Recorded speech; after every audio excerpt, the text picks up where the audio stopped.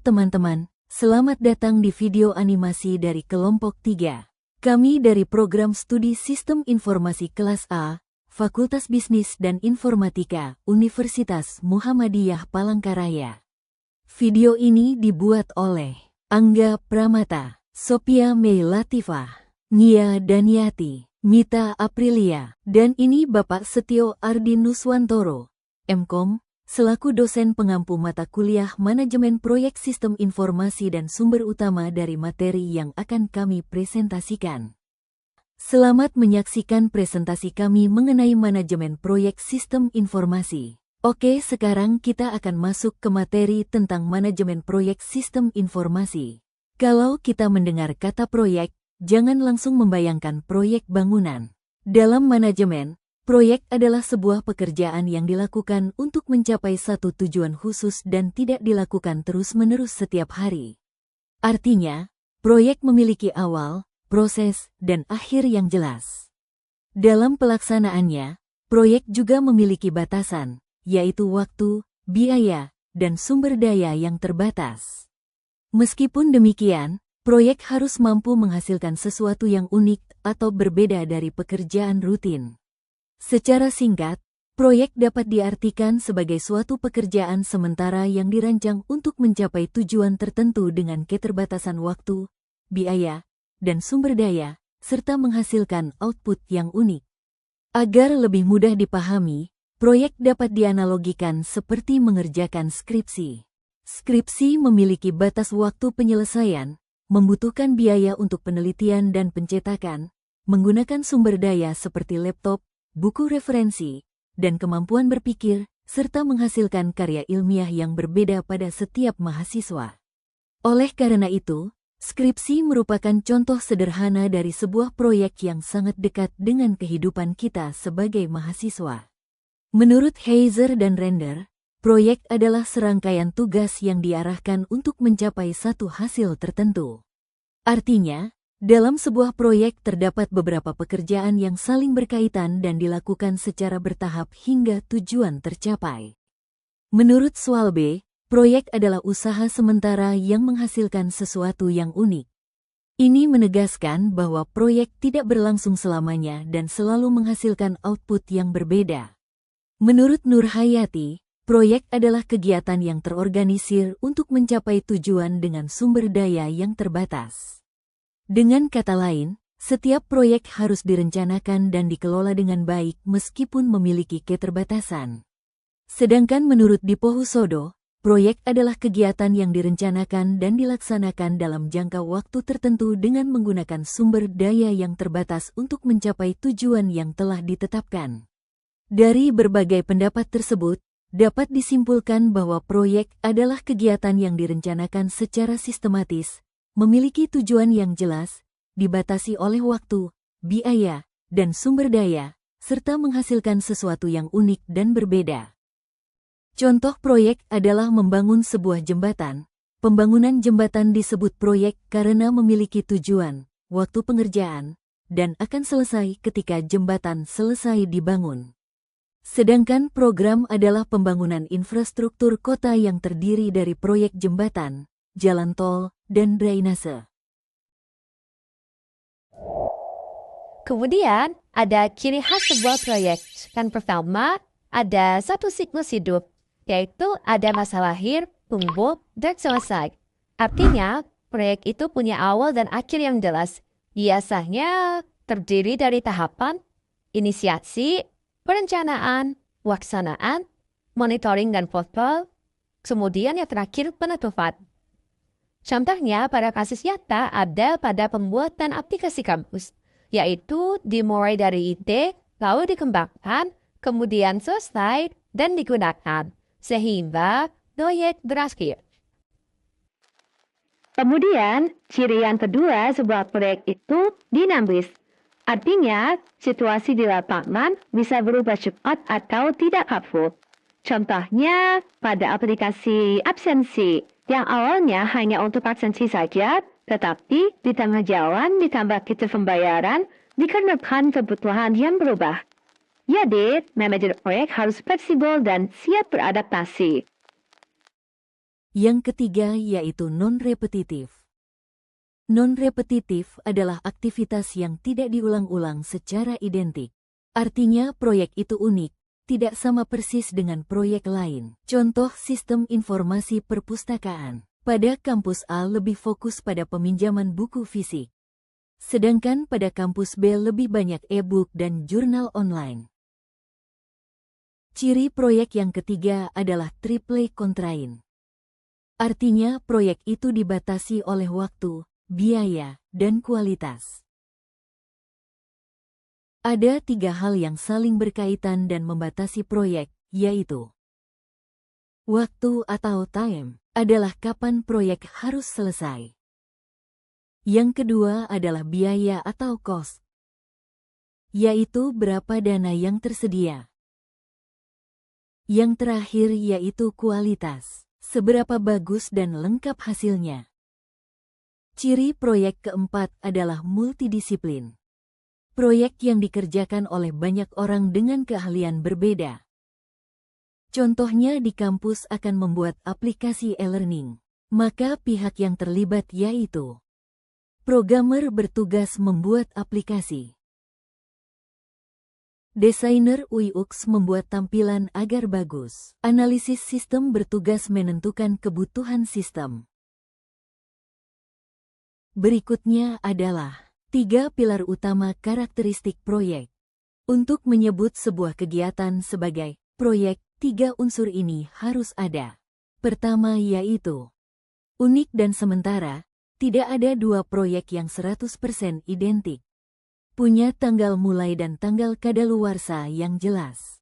Yang kedua adalah kebutuhan sumber daya, 5M, men, tenaga ahli, pekerja, money, anggaran dana, machines, peralatan, mesin, methods, prosedur kerja, materials, bahan baku.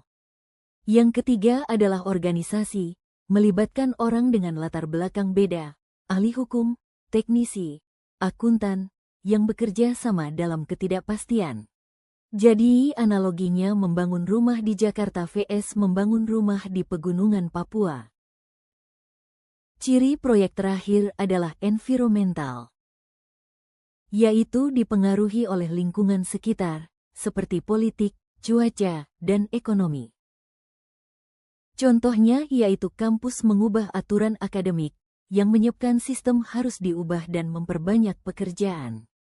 Cuaca menjadikan proyek infrastruktur IT terganggu. Jadi proyek tidak berdiri sendiri, tapi dipengaruhi oleh lingkungan sekitar. Berikutnya adalah jenis proyek pada sektor fisik dan produksi. Menurut Soeharto tahun 1999,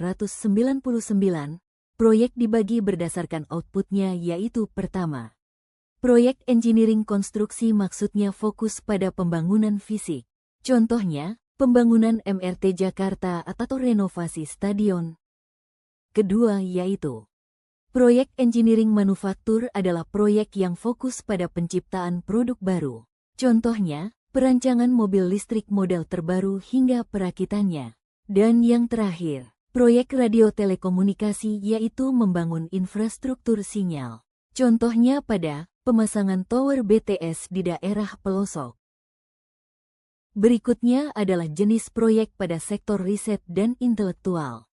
Proyek penelitian dan pengembangan, R&D, mencari penemuan baru. Contoh, uji coba vaksin baru atau riset baterai tahan lama. Proyek pelayanan manajemen, hasilnya bukan benda, tapi sistem, ide. Contoh, konsultan mendesain sistem absen digital untuk perusahaan. Proyek kapital, berkaitan dengan investasi besar. Contoh, pembukaan cabang bank baru di luar negeri. Berikutnya, mari kita mengenal tentang MPSI. Kalian tahu gak apa itu manajemen proyek sistem informasi? Manajemen proyek sistem informasi adalah sebuah kerangka kerja atau framework inisiatif untuk mengukur, memantau, dan mengendalikan keberhasilan proyek berbasis TI. Fungsi utamanya, memberikan informasi yang akurat dan relevan kepada manajer dalam waktu yang tepat. Sedangkan tujuan utamanya untuk mempercepat pengambilan keputusan, memastikan proyek tetap berada di jalur on track, dan meningkatkan peluang keberhasilan proyek. Analoginya seperti ini. Bayangkan kamu sedang menyetir mobil di malam hari yang berkabut. MPSI adalah lampu dan GPS-mu. Tampaknya, kamu mungkin tetap jalan, tapi tidak tahu seberapa cepat kamu bergerak atau apakah kamu sudah keluar jalur. Pengertian PMIS dan alat teknik. PMIS merupakan singkatan dari Project Management Information System. PMIS adalah sistem informasi berbasis teknologi yang digunakan untuk membantu proses manajemen proyek mulai dari perencanaan, pelaksanaan, pengawasan, sampai evaluasi proyek. Dalam sebuah proyek, biasanya terdapat banyak data, tugas, jadwal, biaya, dan anggota tim yang harus dikelola. Karena itu, PMIS hadir untuk membantu agar semua pekerjaan menjadi lebih teratur, efisien, dan mudah dipantau.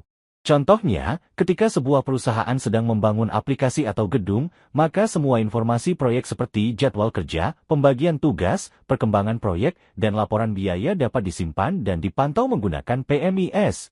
PMIS juga memiliki beberapa alat dan teknik yang digunakan untuk mendukung jalannya proyek. Salah satunya adalah software manajemen proyek seperti Microsoft Project, Trello, dan Asana. Software ini membantu tim dalam mengatur jadwal dan tugas. Selain itu, ada juga Gantt chart, yaitu diagram yang digunakan untuk melihat timeline pekerjaan proyek. Dengan Gantt chart, manajer proyek dapat mengetahui pekerjaan mana yang sudah selesai dan mana yang masih berjalan. Kemudian ada dashboard monitoring yang digunakan untuk melihat perkembangan proyek secara real-time. Ada juga database proyek untuk menyimpan seluruh data proyek secara terpusat. Selanjutnya, saya akan menjelaskan PMIS sebagai jembatan komunikasi dalam proyek. PMIS membantu menghubungkan semua pihak yang terlibat dalam proyek seperti manajer, anggota tim, dan stakeholder. Dengan adanya PMIS, informasi proyek dapat dibagikan secara cepat dan real-time. PMIS juga membantu mengurangi miskomunikasi karena semua data tersimpan dalam satu sistem yang sama. Selain itu, anggota tim dapat lebih mudah berbagi dokumen, laporan, dan perkembangan proyek. Jadi kesimpulannya, PMIS berfungsi sebagai jembatan komunikasi agar koordinasi proyek menjadi lebih mudah, cepat, dan terstruktur. Selanjutnya, saya akan menjelaskan 3 penerapan utama PMIS. Pertama adalah perencanaan proyek, yaitu untuk menyusun jadwal, biaya, dan pembagian tugas proyek. Kedua adalah pengendalian proyek. Pada tahap ini, PMIS digunakan untuk memantau perkembangan proyek dan mengetahui apakah proyek berjalan sesuai rencana. Ketiga adalah pelaporan proyek. PMIS membantu membuat laporan perkembangan proyek secara cepat dan rapi untuk diberikan kepada stakeholder. Jadi kesimpulannya, PMIS diterapkan dalam perencanaan, pengendalian, dan pelaporan agar proyek berjalan lebih efektif. Ketiga adalah pelaporan proyek. PMIS membantu membuat laporan perkembangan proyek secara cepat dan rapi untuk diberikan kepada stakeholder. Jadi kesimpulannya, PMIS diterapkan dalam perencanaan, pengendalian, dan pelaporan agar proyek berjalan lebih efektif. Ketiga adalah pelaporan proyek. PMIS membantu membuat laporan perkembangan proyek secara cepat dan rapi untuk diberikan kepada stakeholder. Jadi kesimpulannya, PMIS diterapkan dalam perencanaan, pengendalian, dan pelaporan agar proyek berjalan lebih efektif. Dan yang terakhir yaitu syarat efektif MPSI. Apa aja sih syarat agar MPSI atau PMIS dapat berjalan secara efektif dalam sebuah proyek? Syarat pertama adalah data yang digunakan harus akurat dan selalu diperbarui atau up-to-date. Hal ini sangat penting karena semua keputusan dalam proyek biasanya diambil berdasarkan informasi yang ada di dalam sistem. Jika data yang dimasukkan salah atau terlambat diperbarui, maka keputusan yang diambil juga bisa salah dan dapat merugikan proyek. Syarat kedua yaitu sistem harus mudah digunakan atau user-friendly. Sistem yang terlalu rumit akan membuat pengguna kesulitan memahami cara penggunaannya. Syarat ketiga adalah PMIS harus sesuai dengan kebutuhan proyek. Setiap proyek memiliki kebutuhan yang berbeda-beda, sehingga sistem yang digunakan harus dapat menyesuaikan dengan jenis dan skala proyek tersebut. Selain itu, PMIS juga harus dapat terintegrasi dengan sistem lain seperti sistem keuangan, sumber daya manusia, atau database perusahaan. Dengan adanya integrasi, informasi yang diperoleh menjadi lebih lengkap dan mudah diakses. Syarat berikutnya adalah keamanan data. PMIS harus memiliki sistem keamanan yang baik agar data proyek tidak mudah hilang, rusak, atau disalahgunakan oleh pihak yang tidak bertanggung jawab. Syarat berikutnya adalah keamanan data. PMIS harus memiliki sistem keamanan yang baik agar data proyek tidak mudah hilang, rusak, atau disalahgunakan oleh pihak yang tidak bertanggung jawab. Kemudian, PMIS juga harus mendukung komunikasi dan kerjasama tim. Sistem harus mampu membantu anggota tim berbagi informasi, dokumen, dan perkembangan proyek secara cepat. Dan yang terakhir, PMIS harus didukung oleh sumber daya manusia yang kompeten. Pengguna harus memahami cara menggunakan sistem dengan baik agar PMIS dapat dimanfaatkan secara maksimal. Jadi kesimpulannya, PMIS akan berjalan efektif jika memiliki data yang akurat, mudah digunakan, aman, sesuai kebutuhan proyek, mendukung komunikasi, dan didukung oleh pengguna yang kompeten. Manajemen proyek, sistem informasi. 5 faktor penentu keberhasilan MPS Equality. Contoh gizi yang ketat, yaitu terdiri dari: yang pertama, manajer proyek berpengalaman harus menyaring data mana yang relevan. Yang kedua, indikator keberhasilan, menggunakan angka numerik kriteria. Contoh, dalam sistem pencarian, indikatornya adalah berapa kali dokumen di-download, semakin banyak, semakin relevan sistem tersebut. 5 faktor penentu keberhasilan MPSI pembaruan rutin sering up to date. Data basis sama dengan data sampah, informasi yang tidak diperbarui kehilangan nilai. Gunanya dan bisa menyesatkan. Pengambilan keputusan, menjaga daya tarik, sistem yang selalu update akan terus dikunjungi dan dipercaya oleh pengguna. Analogi mahasiswa, bayangkan kamu mengikuti akun Instagram Infokos atau Info beasiswa jika postingan terakhirnya adalah tahun 2022. Apakah kamu masih mau percaya?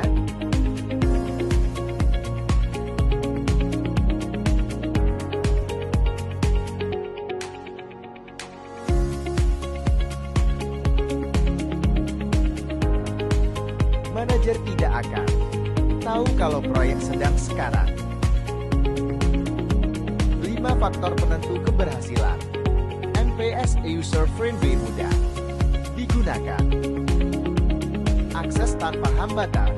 Proses upload laporan dan download data harus secepat kilat, tidak berbelit-belit. Efek psikologis. Jika sistemnya lemot atau menunya membingungkan, anggota tim akan mencari cara manual WR notes pribadi sehingga data tidak terpusat di MPSI. Analogi, seperti aplikasi portal akademik kampus SEAKAD, jika untuk mengisi KRS saja harus melewati 10 klik dan sering error, kamu pasti malas membukanya kecuali terpaksa. MPSI yang baik harus mudah menggunakan aplikasi Shopee atau TikTok agar tim betah mengisinya. 5 faktor penentu keberhasilan MPSI penghargaan atas kontribusi Incentives.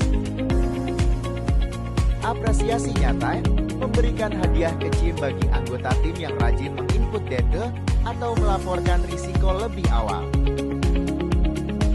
Anggota yang paling rajin riset dan merapikan file di Google Drive diberikan traktiran kopi atau namanya ditaruh paling atas di laporan. Tanpa apresiasi, orang yang rajin akan merasa buat. Apa saya capek-capek input data kalau tidak ada bedanya dengan yang malas? Manajemen pengembangan sistem informasi adalah proses pengelolaan, perencanaan, pengembangan, penerapan